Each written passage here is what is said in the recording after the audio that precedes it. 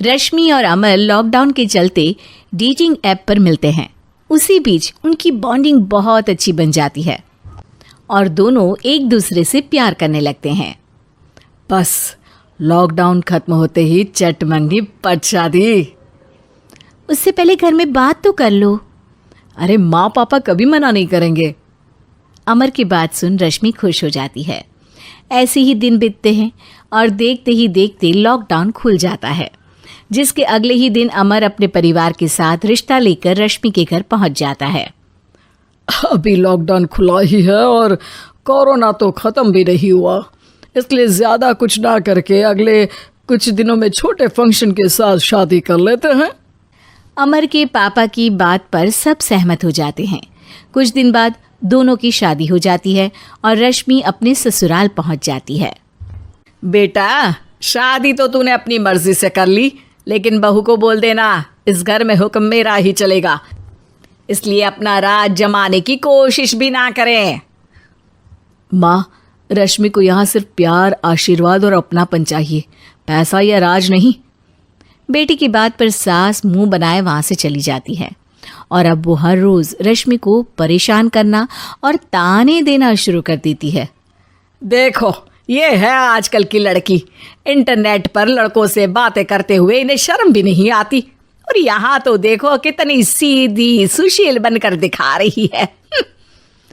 Mummy, शादी के रिश्ते वाले इंटरनेट ऐप से जब किसी को कोई दिक्कत नहीं है, फिर डेटिंग ऐप के जरिए मिलना किस तरह गलत हो सकता है?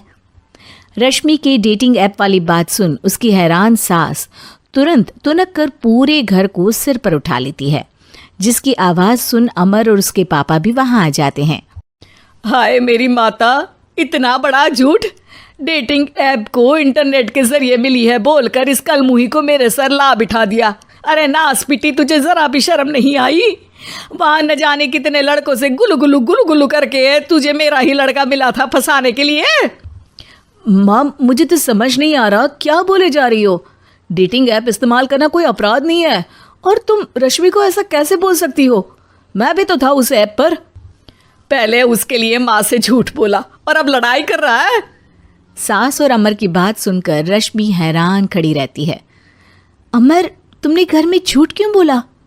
ये सब देख रही हो ना, इसी की वजह से झूठ बोलना पड़ा। एक तरफ अमर और रश्मि की ये बात चल रही होती है, वहीं दूसरी तरफ सास का नॉन स्टॉप क्लेश सबको परेशान कर देता है। सब एकदम चुप, जो हुआ सो हुआ, अब मुझे कुछ ना सुनाई दे। पति की बात सुन सास चुप होकर वहां से चली जाती है, लेकिन अब वो रश्मि के सिर दुनिया भर के सारे काम डालकर उसका जीना पहले से भी ज्यादा मुश्किल कर देती है। मम्मी, मैं आपका गुस्सा समझ सकती हूँ, आपको जो करना है कर लीजिए, मैं कभी कुछ नहीं बोलूँगी। उम्मीद है किसी दिन तो आपका गुस्सा शांत होगा और नफरत प्यार में बदलेगी। रश्मि की अच्छाई को उसका नाटक समझकर सास गुस्से के 7वें आसमान पर चढ़ जाती है और उसी शाम रश्मि को नीचा दिखाने के लिए अपनी सहेलियों को घर बुलाकर उसकी बुराइयां करने लगती है। अरे कौशल्या, क्या बताऊं, आजकल के बच्चे ना बहुत एडवांस हो गए हैं।